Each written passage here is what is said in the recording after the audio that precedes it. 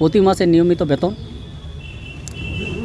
আর বেতন বৃদ্ধি নির্ধারিত করার যে দাবি আমাদের দীর্ঘদিন ধরে চলে আসছিল সেসব বিষয়ে আজকে আমি 15 বছরের তৃণমূল সরকার যেভাবে আমাদেরকে ললিপপ দেখায় আমাদেরকে পৌরসভার ডিপার্টমেন্টকে চালিয়ে নিয়ে গেছে। এখন বর্তমান সরকার পরিবর্তনের সরকার, তিনি আশ্বাস দিয়েছেন যে সবকা সাথ সবকা বিকাশ। তা আমি সেই বর্তমান সরকারের কাছে আবেদন রাখছি, যখন আপনি টোটালটাই যখন সবকা সাথ সবকা বিকাশ নিয়ে আপনি ভাবনা চিন্তা করেছেন, তা আপনার কাছে আমাদের আবেদন পৌরসভার অস্থায়ী কর্মচারী ভাইদের এবং দিদিদের আপনার কাছে বারবার নিবেদন করছি, আপনি এই পৌরসভা দপ্তরটাকে ভালুন।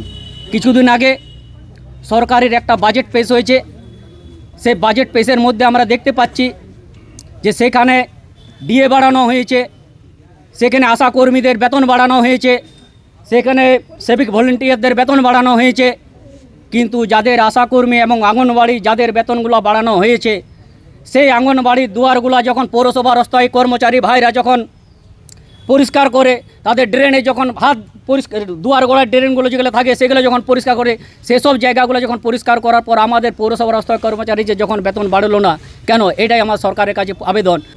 পরিস্থিতি আমরা বারংবার দেখে আসছি যে পুরুলিয়া পৌরসভার বা যে কোনো পৌরসভায় সাফাই বিভাগ কর্মচারী যারা আছে, যারা কাজ করে, এত নিম্ন স্তরের কাজ করি আমরা, অথচ আমাদের নিয়ে সরকার বলো, পৌরসভার প্রধান বলো এবং যারা এসডি এখন বসে আছে তাদের বলো, তারা আমাদের নিয়ে কোনো চিন্তা ভাবনা করে না। এর জন্য দায়ী কে? এর জন্য তাহলে প্রশাসন দায়ী বটে।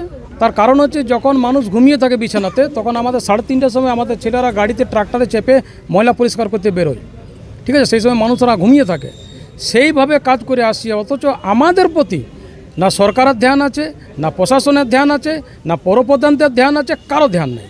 সেই দৃষ্টি আকর্ষণ করার জন্য আমাদের এই বন্ধটা। আর আমাদের মূল দাবি বটে বেতন যেন নিয়মিত সময় হয় এবং বেতন যদি বৃদ্ধি হয়। তার কারণ হচ্ছে এসডিও সাহেব, বিগত যে এসডিও যিনি ছিলেন, তিনি বেতন বৃদ্ধি করে গেছিলেন এবং আমার একটা দাবি করেছিলাম যে সবার ইকুয়ালি বৃদ্ধি করা, সেটা বললে আমি করে দেবো, যাবার আগে করে দেবো। তারপর হঠাৎ ওনার ট্রান্সফার হয়ে গেছে, উনি চলে গেছেন। এই এসডিও আসার পর কিন্তু ওই বেতনগুলোকে ব্লক করে দিয়েছে।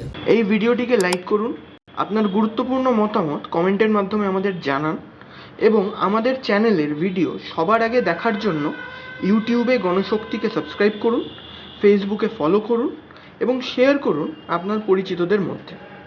আমাদের চ্যানেলে আপলোড হওয়া ভিডিও নোটিফিকেশন পেতে বেল আইকনটি ক্লিক করতে ভুলবেন না।